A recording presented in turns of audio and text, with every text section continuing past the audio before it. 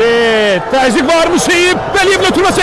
Elvin və top meydana çıxır ikinciden zərbə. Vəliyev götürmə. Samir Həmzəyev. Samir Həmzəyev irəliyir. Qayda pozulub bu. Yoxdur heç nə deyir hakim. Ötürmə Əmir Mehdi. Rızet. Tağıyev götürdü topu eşkin təkmə təkdi. Tağıyev və gol! Gol! Out olacaq. Rizvan Bərzəliyev. Yox, güclə zərbə də ötürmə qapı qarşısına yox. Bir qədər geriyə. Tintin! Təlizadə!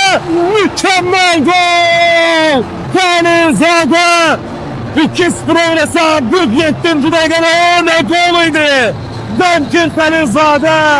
Fantastik zərbə! Və Rıza Məmmədov finalını səsləndirir. Birbaşa Bakı çempiondur. Birbaşa Bakı ardıcıl 4. çempionluğunu kazanır.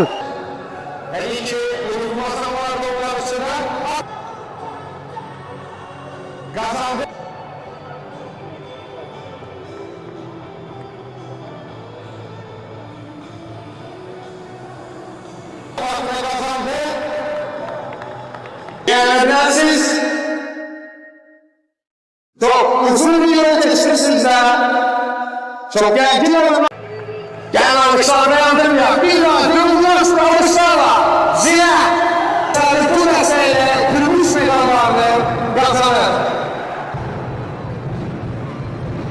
Onlar hem Azerbaycan'da şampiyon olurlar hem de Azerbaycan'a bu kutluklarda onunla temsil edirler.